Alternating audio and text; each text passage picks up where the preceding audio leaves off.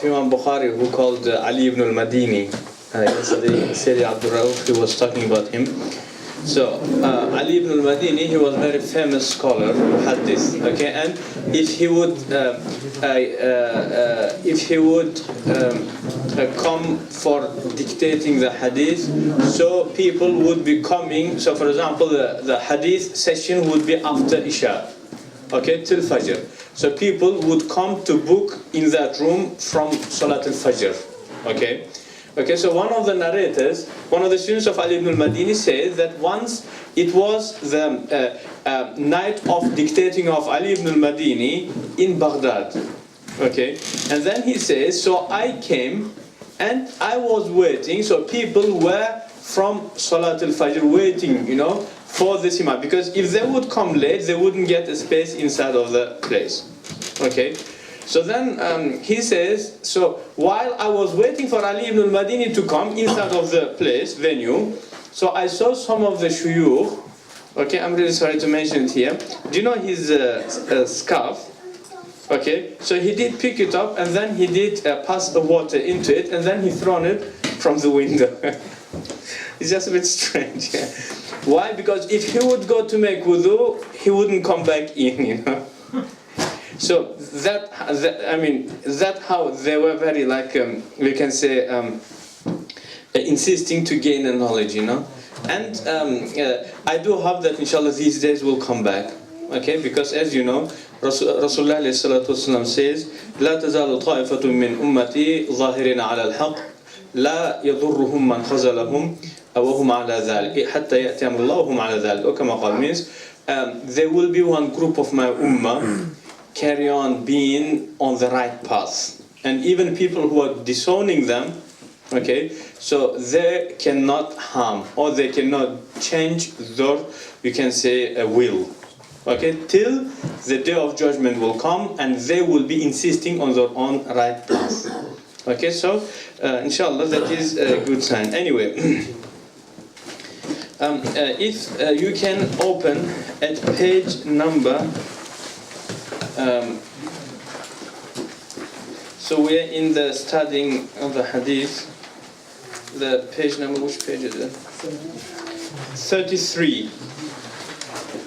Do you see وَقَالَ Ibn Mas'ud? So just in the middle. So we are now on them. So if you remember this morning we were talking about the chapter that Imam Bukhari is calling Iman increasing and decreasing, and practicing being part of the Iman or not. Do I have any questions about whatever we did study about? Iman increasing, decreasing. I think everything is sorted. So now, yes please, question there. Sheikh, obviously there's a ikhtilaf between the Hanafis and the Hanafis. If they ask Iman increasing and decreasing. So it's not an issue of Iman if someone believes in one or the other. No, of course, yeah. But only the problematic thing is if someone actually believes that by committing sin, person is going to be out of Iman because practicing is part of Iman. So that is problematic. That will take the person out of Ahlul Sunnah wal Jama'ah. Okay. So anyway. قال Ibn Mas'ud al-yaqinu al-imanu kullu. So he says, Ibn Mas'ud says, the certainty, all of the certainty is Iman. Okay, or the Iman, all of the Iman is certainty. So there is not any disagreement on this issue. Okay, so as you know, the certainty is type of belief. Okay, and how many types of beliefs human being has? So we say there are actually 3 or 4 main ones. The first is we say doubt. What is a doubt? We say it is 50-50. It could be, it may not be. Okay, that is doubt. But when it will be 60%, so we call it thought. Okay, so the 60% is thought, but less will be in Arabic language wahm. What do they call the wahm in English? Suspicions. Yeah. Suspicions. When your thought is weak, opposite side is more stronger. Suspicions. So minimum is suspicions. When it is 50-50 doubt, when it is something about over 50, but up to 80. That what in Arabic language they call it as dhann, thought. Okay, and when it will be above 80 up to 99, they call it strongest thought. Okay, so all of them are below Iman, and Iman, the minimum level of Iman is 100% of certainty. Okay, so now what is the 60% thought? We say it is most likely I am right, but there is good portion that you could be right. But strongest thought, it is most probably I am right, and there is very weak portion that you could be right. But certainty, I am 100% right, there is no any other option. So we say that is the minimum level of Iman. Okay, and as we said, Iman never increases and decreases. So as soon as your certainty, as soon as your thought will reach up to the 100%, that's it. That is certainty, and that is Iman. Okay, so قال ابن مسعود اليقين الإيمان كله. Now, do we have any ayat or ahadith about this matter? Because in our time it is problematic issue, because we may have many brothers and sisters who will have bad thoughts. Am I right? For example, I had an issue when some of my patients said that as soon as he starts praying, he starts thinking, why am I praying? Okay, why do I need namaz ever?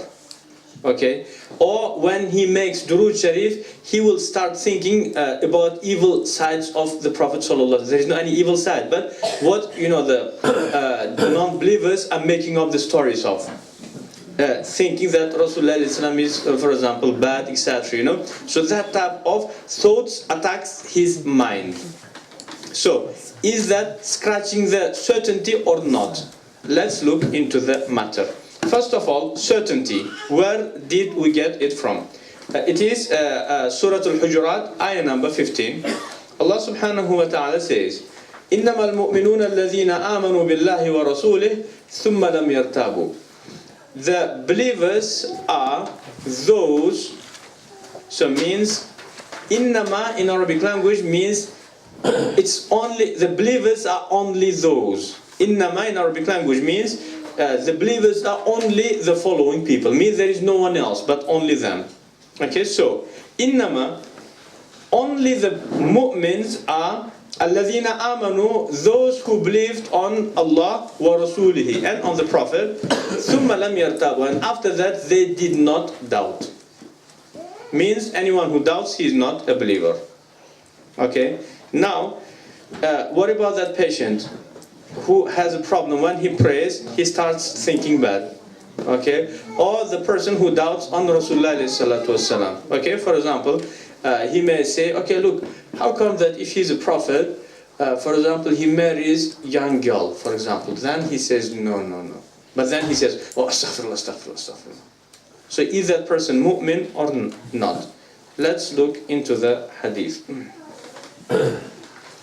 عن أبي هريرة رضي الله عنه قال جاء أناس من أصحاب رسول الله صلى الله عليه وسلم إلى النبي فقالوا يا رسول الله إنا نجد الشيء في أنفسنا لا يتعاظم عند أحدنا أن نتكلم به قال وقد وجدتموه قالوا نعم قال ذلك صريح الإيمان hadith narrated by Imam Muslim. Some group of Sahaba came to Rasulullah saying, Ya Rasulullah, some of us find some certain thoughts, okay, but we are very scared to pronounce it. Okay, so what is that thing? They said, أَوَجَدْتُمُوهُ, means, did you find it? Did you get that? They said, yes. So then Rasulullah said, that is the actual belief. Now, how to understand it? Do you remember the story of us stoning the tree with the fruit? If tree does not have a fruit, no one stones. Am I right? So that is the example of shaitan. If you do not have belief, shaitan doesn't question you because you don't have.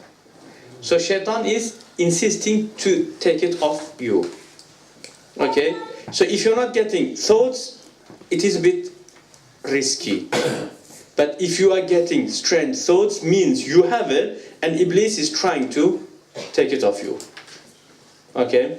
Okay, and then, as Rasulullah says, if some of you will start getting evil thoughts, so when he's walking, so let him to spit out, just spit out on his left side 3 times, and then let him to say, A'udhu billahi minash shaitanir rajim, so that will go off him.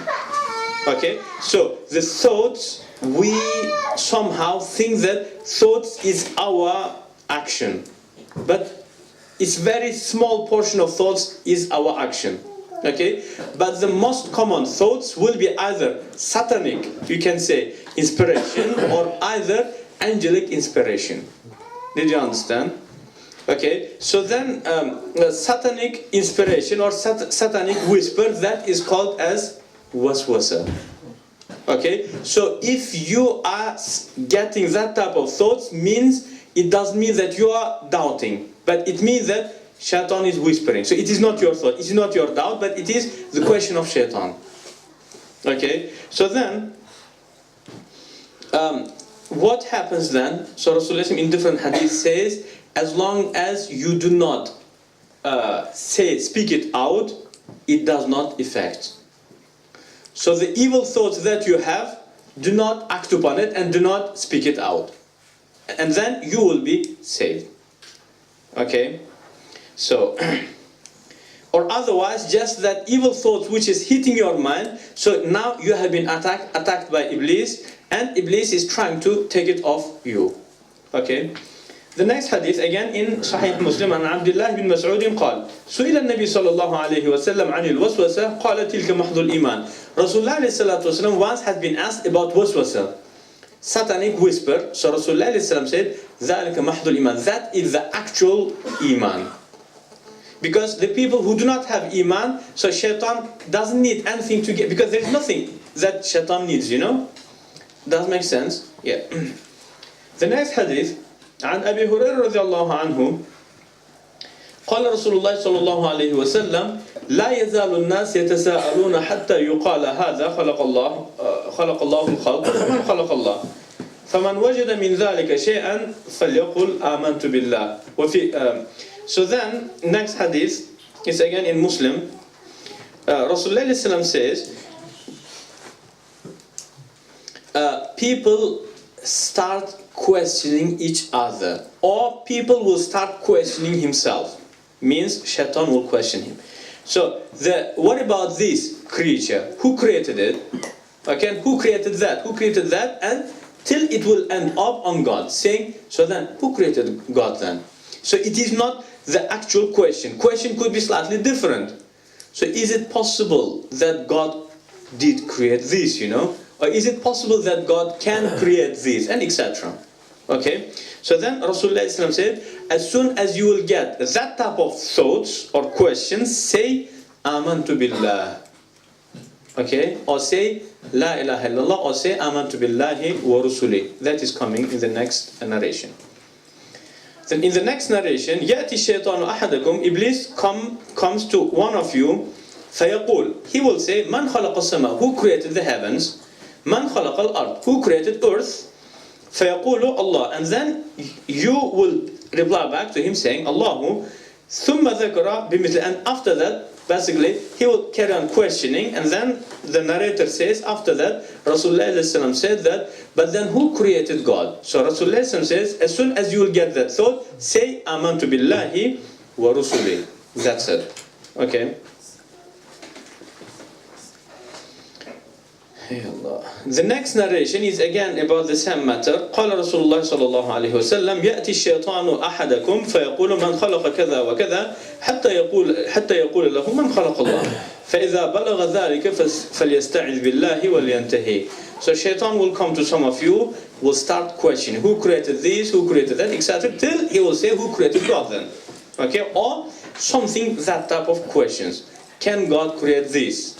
Okay? If you say no, then he says, doesn't mean that God is disabled or God is limited, etc. So Rasulullah says, when you will reach to that type of questions or that type of thoughts, so say A'udhu Billah and وَلْيَنْتَهِ, and let him to stop thinking. Okay? But sometimes we may have people who couldn't stop thinking. So what do they have to do? There are two options. Okay. So one, they have to, because they are unable to stop thinking, so they have to get engaged into some activities which will occupy their mind. Any hobbies, you know. So if you are into, for example, painting, so do it. Anything which helps you to stop thinking, you know. Okay. As well as in our time, the person who does not work full time, the mu'min, who does not work full time and doesn't have a hobby, 100% he commits some certain type of sin. He has a habit of committing some certain type of sin. Okay, so you are one of three. Either you are full-time worker, or you have a part-time job as well as you have your hobby. Okay, or you are sinner. You have some certain habit of sin. They cannot be fourth type. Okay, so try to occupy your time. Okay. Okay, so anyway, that alhamdulillah, I think for about the Aqeedah Ahadith of Imam Bukhari, I think that much should be fine. And now, if we can go to look into some of the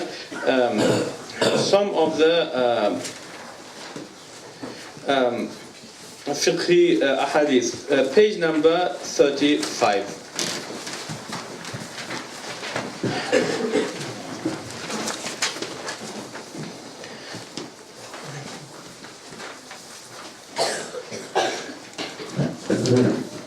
Shaykh? Yeah. You mentioned only one option. The second option was? Which one? The one you said was the hobby. Yeah, so there are three options. One is full-time job, or you have hobby, or you have habit of sin, some certain sin. Okay. Yeah. Okay. So I hope that everyone is understanding our lessons, and it is just, you can say, some way of demonstrating the way of the fuqaha studying the hadith and the way of the muhaddithin narrating the hadith. So we are doing both. Sima is the way of muhaddithin, and what we are doing now is the way of the usulis and the fuqaha, studying the hadith according to its meaning. Okay, and inshallah the same thing, inshallah we're going to do the next year with Mishkat. Okay, Mishkat al-Masadiya.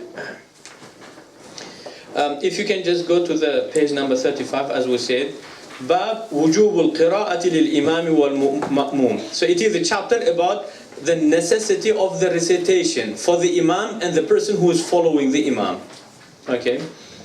في الصلوات كلها, in all of the salawat, في الحضر والسفر, as well as if you are traveling or you are resident, وما يجهر فيها وما يخافت, as well as the salawat in which it is loud salawat or the silent salawat, in all of the salawat. Okay, as you can see, in this mas'ala, one problematic thing and then another controversial thing. What is the problematic thing? As you know, there are three categories of a people who praise. One is Imam or either Ma'mum. And who is the third category? It's either Imam or Ma'mum or third category? Yes.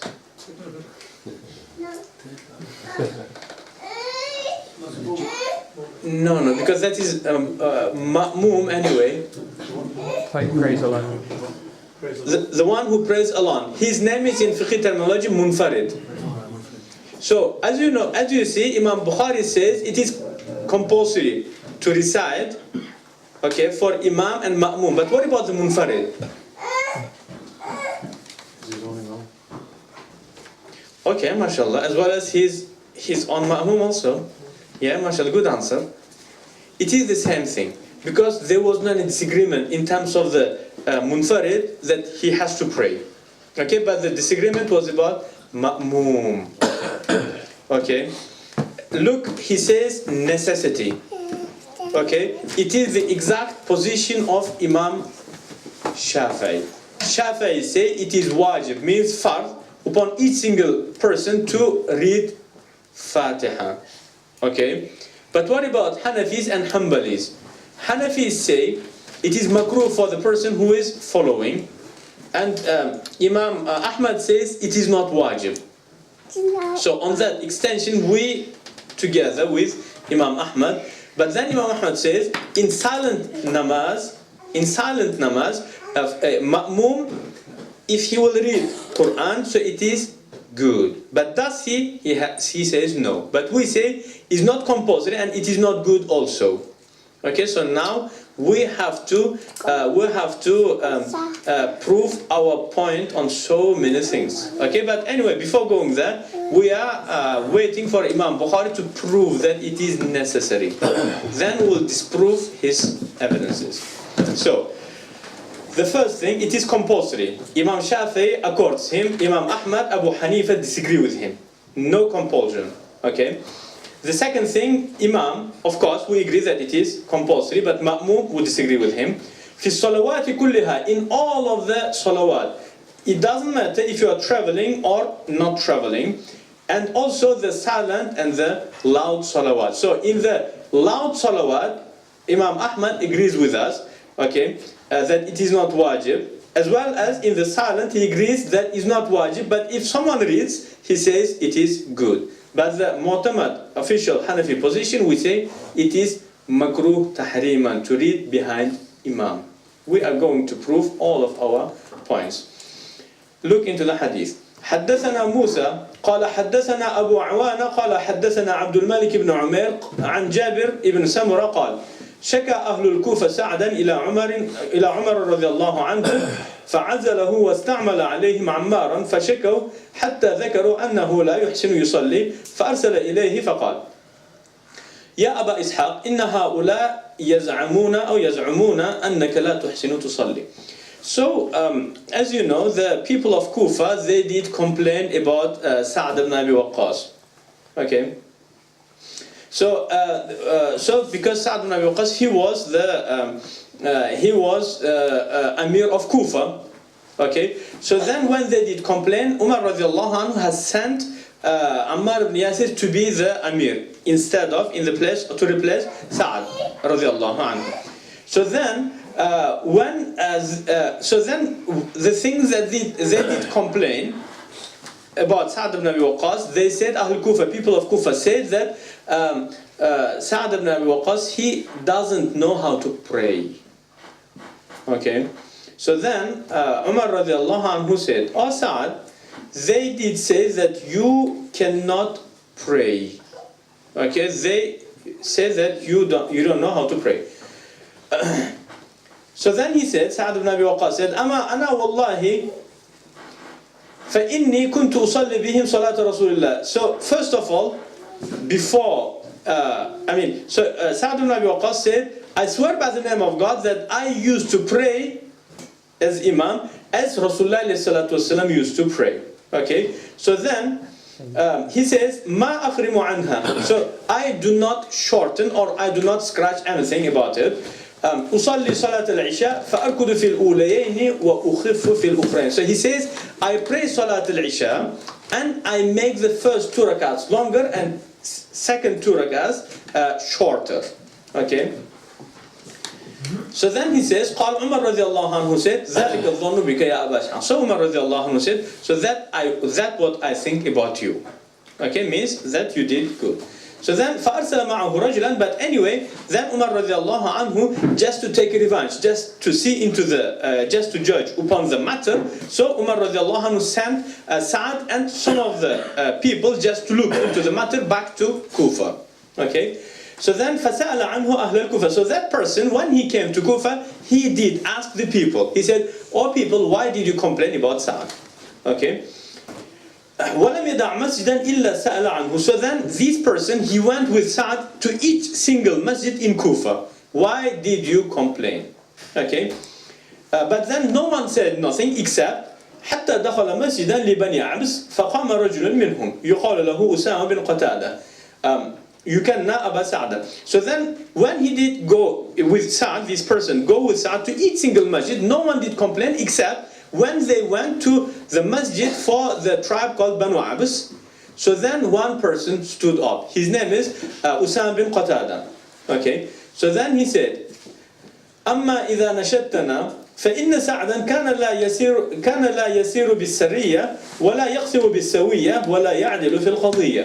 So then that person stood up, he said, but because you are taking oath and asking us by the name of God, so I have to explain them. So he said, the issue about Sa'd ibn Abi Waqqas is the following. The first is, لا يسير بالسرية. He never goes to, for example, to the battle. Whenever enemies attack, for example, so Sa'd sends the people, but by himself he never goes. So he is accusing Sa'd ibn Abi Waqqas of being covered. Then he says, وَلَا يَقْسِمُ بِالسَّوِيَّةِ. And when he gives away, for example, ghanima, booty or whatever, he doesn't be just. So he gives to his friends more, but to the strangers he gives less. وَلَا يَعْدِلُ فِي الْقَضِيَّةِ. As well as when he judges upon the people, he oppresses. He never, how to say? He is never just. Okay. So then قال سعد. So then Sa'd ibn Abi Waqqas said, أما والله لا أدعو النبي. I swear by the name of God, I will curse you by three things. So then he said, اللهم إن كان عبدك هذا كاذبا قام رياء وسمعة فأطل عمره وأطل فقره وعرضه بالفتنة. So he said, Ya Allah, if your slave, this one, if he just stood up just to show off, okay, or just so it will be told about him that he did challenge me, so then extend his life, make his life longer, and then put him into the fitna. Okay, it was really bad one. وكان بعد إذا سئل يقول شيخ كبير مفتون أصابتني دعوة سعد. And afterward, he used to say that I am old man and Sa'd actually did curse me and it did hit me. Okay. قال عبد الملك. So one of the narrators says, فأنا رأيته بعد. So I saw him afterward. قد سقط حاجباه على عينيه من الكبر. So his eyebrows, it fell into his eyes because of the old age. So just it fallen into his eyes. وإنه ليتعرض للجواري في الطرق يغمزهن. And he used to go to touch the girls in the streets. He has fallen into the fitna as Sa'd. So he did lie. He stood up just to show off. Now, my question. The name of the chapter is Necessity of Reading for Imam and Ma'mum. Where exactly Imam Bukhari is taking the quotation in this hadith? What is the relevance between the name of the chapter and this hadith? Yes? Lengthening the first two, shortening the last two. Excellent, excellent. Because as well as it is not direct proof. Am I right? Because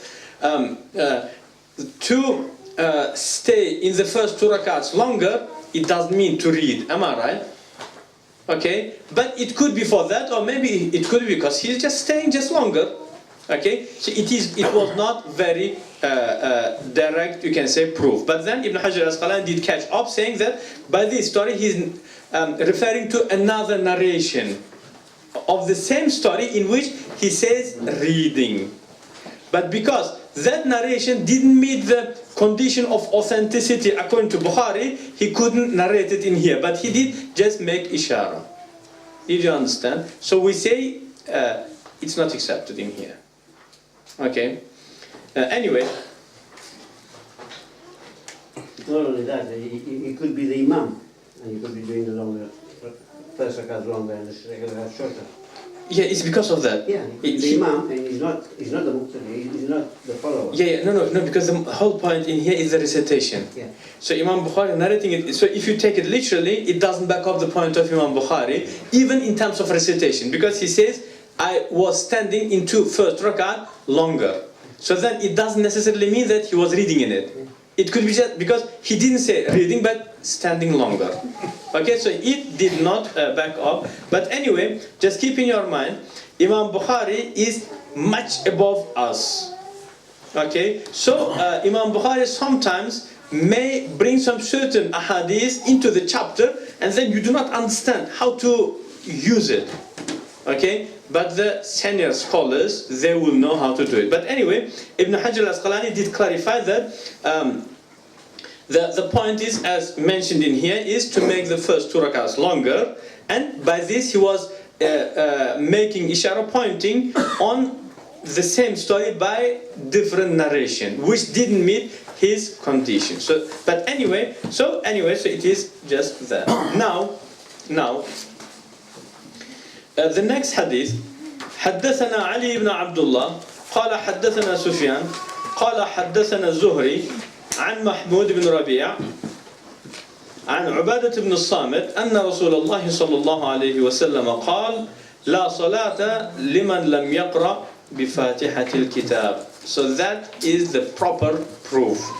Rasulullah صلى الله عليه وسلم says, anyone who does not read Surah Al-Fatiha, his namaz is not valid. So did Imam Bukhari destroy you Hanafis or not?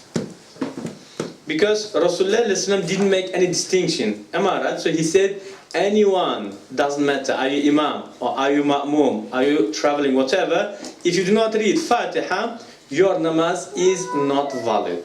So Imam Bukhari has proven his point, as well as he has proven the point of Imam Shafi'i.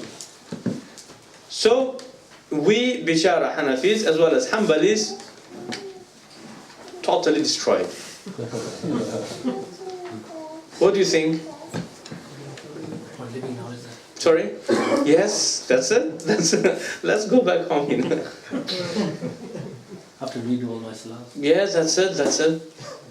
So just to remind you,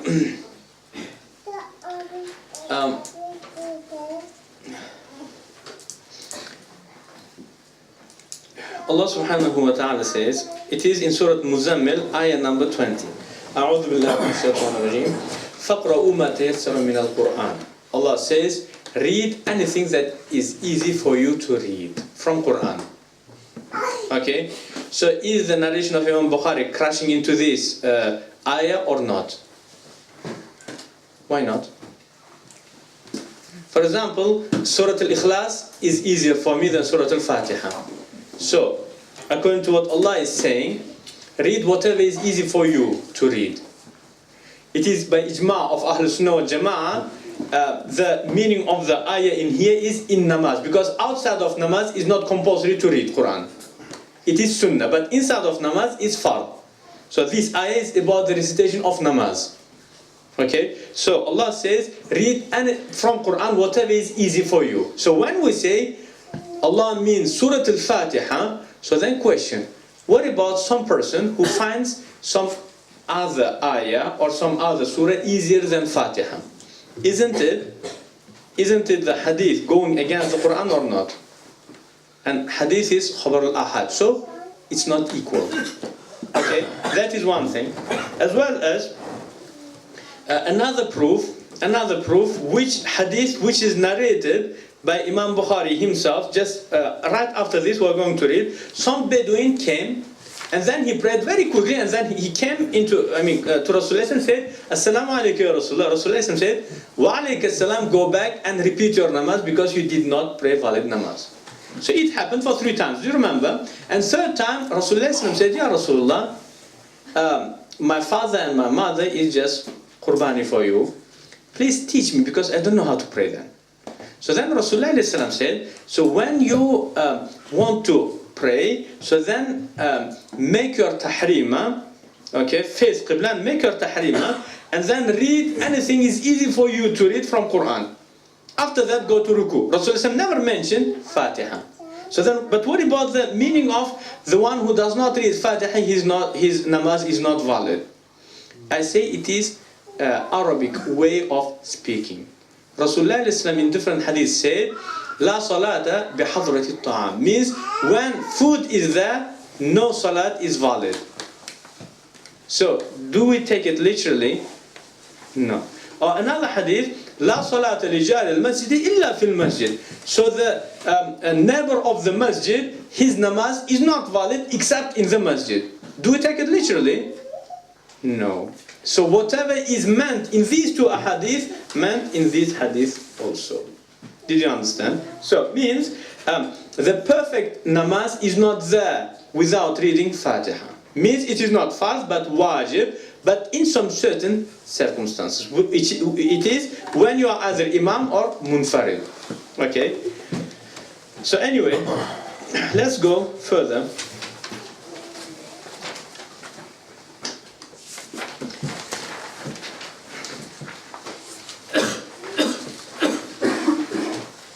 Now, Imam Shafi'i says that you have to read behind Imam. And where is the proof? The first proof is whatever Imam Bukhari narrated, and the second proof is hadith which is in Musannaf of Ibn Abi Shayba. Ibn Abbas radiallahu anhu says, اقرأ خلف الإمام بفاتحة الكتاب. So he ordered one of his students saying, read Surah Al-Fatiha behind Imam. Okay? And in another narration, again in the same source, Musannaf of Ibn Abi Shayba, Mahmud ibn al-Rabi' says, صليت صلاة وإلى جنبي عبادة بن الصامت فقرأ بفاتحة الكتاب. فقلت له يا أبا الوليد ألم أسمعك تقرأ بفاتحة الكتاب؟ قال أجل إنه لا صلاة إلا بها. So he says, I prayed just right next to Ubadat ibn Samit, one of the Sahaba. And then he was reading behind Imam. And after namaz, I did say to him, Ya Abu Walid, how come that he was reading Surah Al-Fatiha? So then Ubadat ibn Samit said, yes, actually I was reading Surah Al-Fatiha because no any namaz is valid with no Fatiha.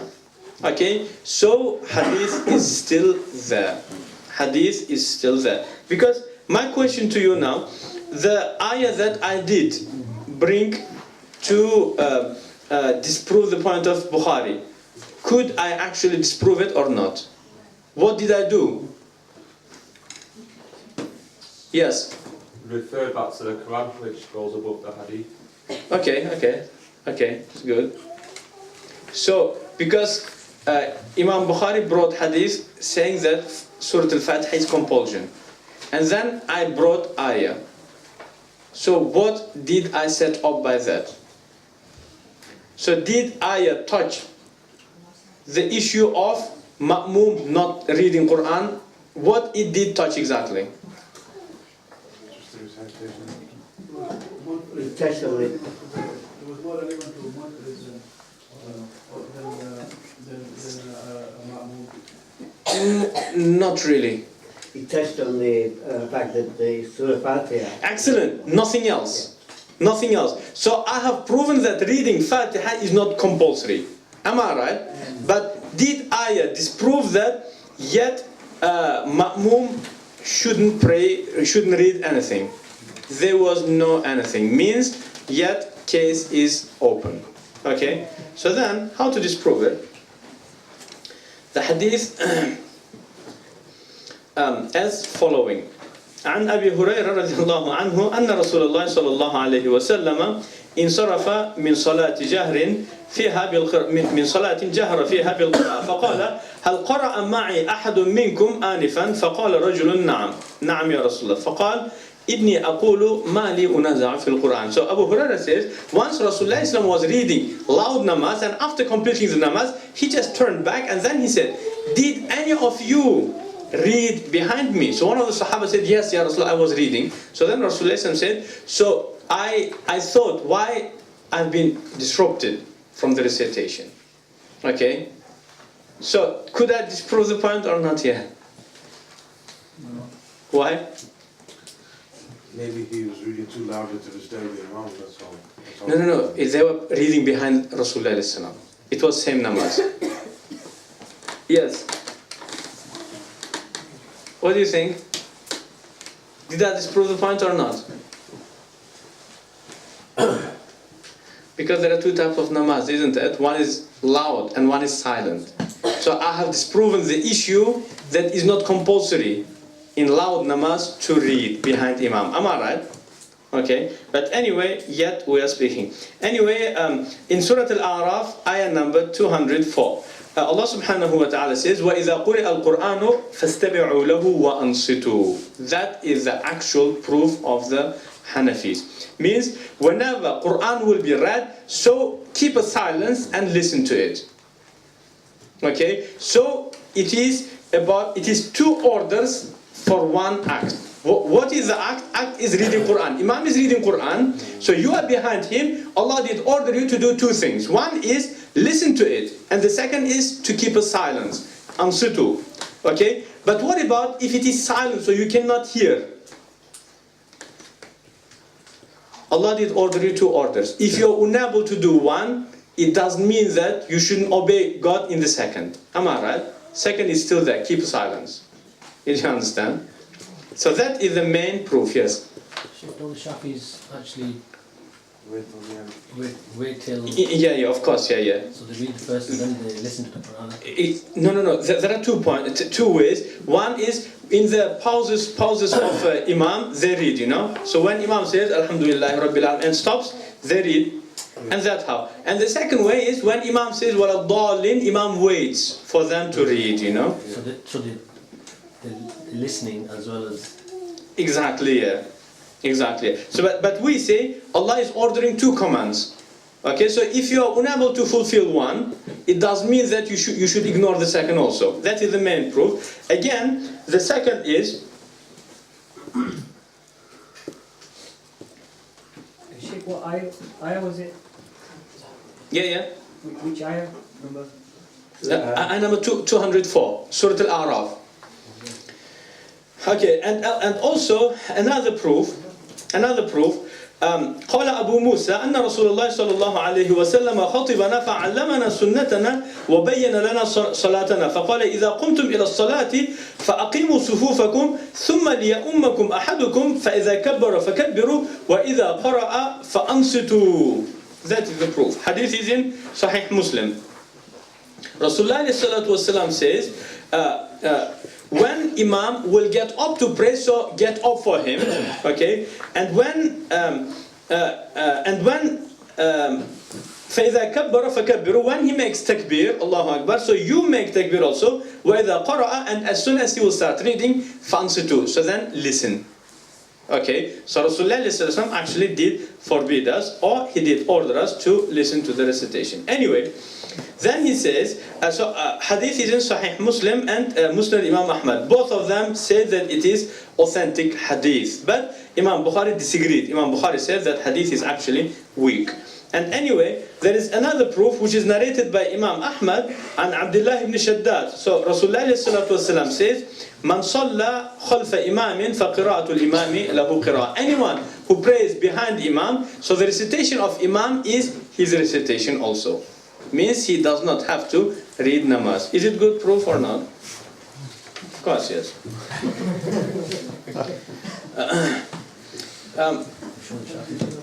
And in different hadith, which is narrated by Imam Darqutni and Al-Khallal, Rasulullah ﷺ says, يَكْفِيكَ قِرَاءَةُ الْإِمَامِ خَافَةَ أَمْ جَهَرَ. The recitation of Imam is sufficient for you. It doesn't matter if he is reciting loudly or silently. So compulsion is not there. Okay. As well as in Sahih Muslim, Ata ibn Yasar, so he says, سألت زيد بن ثابت عن القراءة مع الإمام فقال لا قراءة مع الإمام في شيء. So Ata ibn Yasar says, I did ask Zayd ibn Thabit, Sahabi, about reading behind the Imam. So Zayd ibn Thabit said, there is no any recitation behind Imam fi shay, in any of types of the namaz. Okay, so that is another proof. As well as another hadith which is in Muwatta of Imam Malik, as well as Imam Tirmidhi. So he says, عن واهب بن كيسان قال سمعت جابر بن عبد الله يقول من صلى ركعة فلم يقرأ فيها بأم القرآن فلم يصلي إلا أن يكون وراء الإمام. So Jabir ibn Abdullah says, anyone who prays even one rak'ah but without reading Surah Al-Fatiha, his namaz is not valid except if he is praying behind Imam. Okay, so ahadith, there are plenty of ahadith. And then another narration in Musannaf of Abdul Razak and Ibn Abi Shayba. جاء رجل إلى عبد الله بن مسعود فقال يا أبا عبد الرحمن أأقرأ خلف الإمام؟ قال أنصت للقرآن فإن في الصلاة شغلا ويكفي كذاك الإمام. Someone came to Abdullah ibn Mas'ud, said, "Oh, Abu Abdul Rahman, do I have to read Quran behind Imam?" So Abdullah ibn Mas'ud said, when Imam is reading, when you are behind the Imam, so the recitation of Imam is sufficient for you, because namaz in itself is enough for you to occupy yourself. Okay? And leave the recitation for Imam.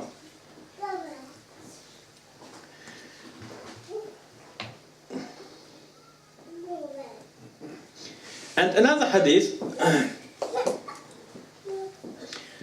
عن أبي الدرداء سمعت عن أبي الدرداء رضي الله عنه يقول سئل رسول الله صلى الله عليه وسلم أفي كل صلاة قراءة؟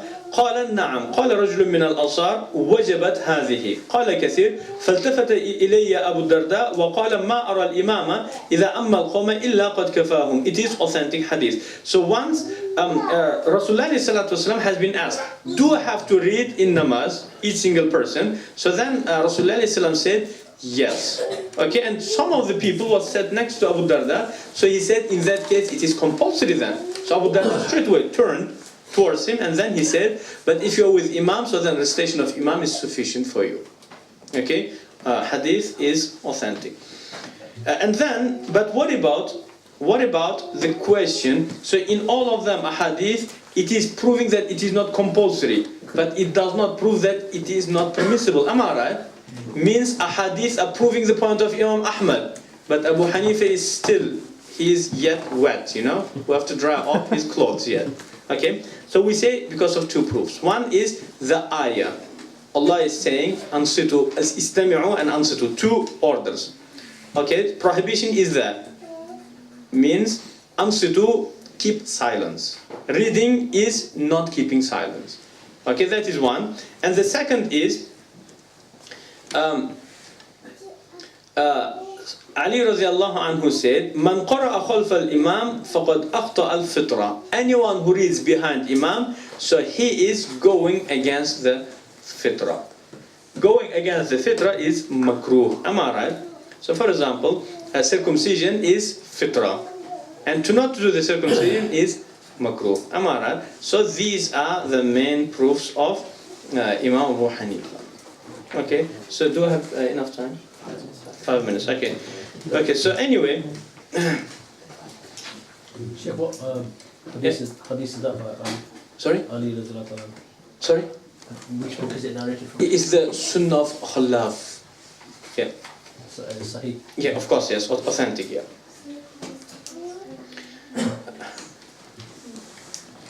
Okay, anyway, let's read the last hadith. حدثنا محمد بن بشار قال حدثنا يحيى عن عبيد الله قال حدثني سعيد بن أبي سعيد عن أبيه عن أبي هريرة أن رسول الله صلى الله عليه وسلم دخل المسجد فدخل رجل فصلى فسلم على النبي صلى الله عليه وسلم فرد وقال ارجع فصلي فإنك لم تصلي. It is the hadith of that Bedouin. So Rasulullah went into the masjid. So some person came in, some Bedouin came in, different narrations, some Bedouin came in, and then he prayed, and then he came to the Prophet, and then he said, Assalamu alaikum ya Rasulullah. Rasulullah said, Wa alaikum assalam, go back and read your namaz because you did not read. Okay? فرجع يصلي كما صلى ثم جاء فسلم على النبي صلى الله عليه وسلم فقال ارجع فصلي فإنك لم تصلي ثلاثا. So that person went back and then he prayed as he did before, and then he came back and he did the same. Rasulullah did the same for 3 times. And after that, that Bedouin said, وَالَّذِي بَعَثَكَ بِالْحَقِّ مَا أَحْسِنُ غَيْرَهُ فَعَلِّمْنِي. Ya Rasulullah, by the name of God, I cannot do anything better, so please can you teach me? So then Rasulullah said, إِذَا قُمْتَ إِلَى الصَّلَاةِ, when you will get up for namaz, فَكَبِّرْ, so then make takbir, say Allahu Akbar. ثُمَّ إِقْرَأْ مَا تَيَسَّرَ مَعَكَ مِنَ الْقُرْآنِ. After that, read whatever is easy for you from Quran. Okay, so in here, actually, is this hadith is going against the hadith which he narrated just before this. Because in that hadith, Rasulullah says Fatiha only. But in here Rasulullah says anything which is easy for you. Did you understand? Yeah. ثم اركع, and after that make ruku' حتى تطمئن راكعا. So make ruku', bow till you will go and be settled there, not very quickly. ثم ارفع حتى تعتدل قائما. After that get up till you will be standing quietly, settled on standing position still. ثم اسجد حتى تطمئن ساجدا, and go to the sajda after that and be settled and calm in the sajda. ثم ارفع حتى تطمئن جالسا, and after that get up, sit up till you will be sitting properly. وافعل ذلك في صلاتك كلها, and do on that way in all parts of your namaz. Okay, so that is actually the ahadith of this chapter. Inshallah, we are going to stop here, and it was just some brief demonstration of the fiqh hadith. Okay, and tomorrow, inshallah, we're going to do the last part, which is going to be about the fitness. Inshallah, alhamdulillah rabbil alamin. Shaykh, Yeah.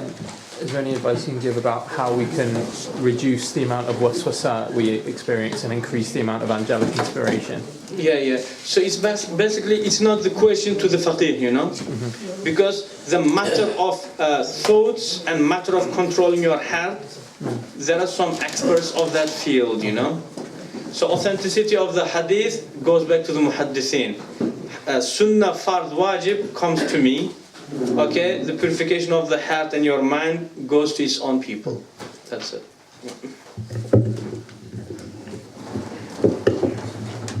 Right, just a quick announcement. So, the way Shaykh is teaching Bukhari, that was just almost like a window into just demonstrating how Mishkat is going to be taught next year at the Institute. So next year, from September, Shaykh will be teaching Mishkat 2 days a week. It's going to be part of the Alam course as well, so whoever's studying now, obviously they're going to carry on full time and do that. And how it's going to work is similar to the last 2 lessons what we're taught. One day, for example, will be Aqeedah, so Shaykh will go through Hadiths in Aqeedah, in Mishkat, and then through that, drive Aqeedah points. So like, for example, yesterday you did the about Iman, increase and decrease, so you went through the Ashri point, the Maturidi point, and then the views of the Hawari, the Mu'tazilites, all the different views, and then going through it deeply and the proof and evidences, extra evidence just to demonstrate it. Similarly, as you did today in terms of fiqh, and then you went through the different madhabs in fiqh. So and that's how it's going to be taught, and it'll be 2 days a week. So anyone who wants to register for that can register at avicinaacademy.com, and that it's not available to register yet, but it will be soon, and that'll be Mishkat time from September. Another thing, following on from the Hadith lesson, what was taught regarding Hanafi Mustalal, Shaykh's gonna teach again Hanafi Mustalal through the Institute. So it's going to be the full-time students are going to get it anyway, but it's going to be Fridays from 6:30 to 7:30. It's going to start from February whatever the Friday, I think February the 20 something, whatever the Friday is. So it's going to be 6:30 to 7:30. Shaykh's going to teach Hanafi Mustalal Hadith, and the book's going to be Kiful Athar, one of the Hanafi books what we talked about.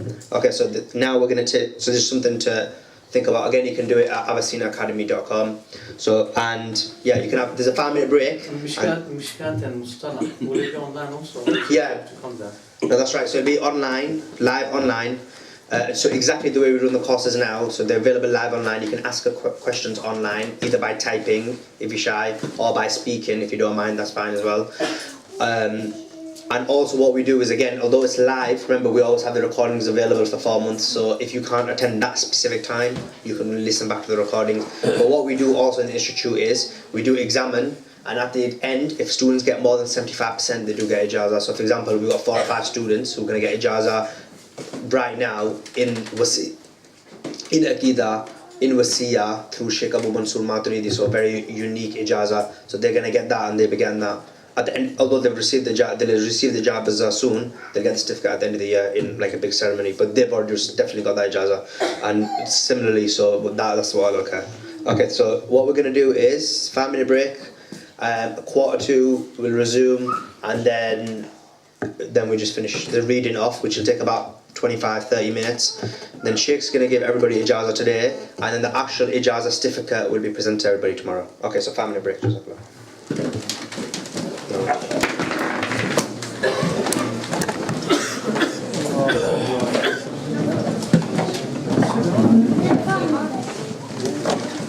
I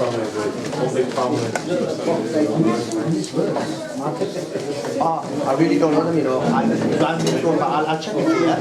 We're going to I'll do it tonight.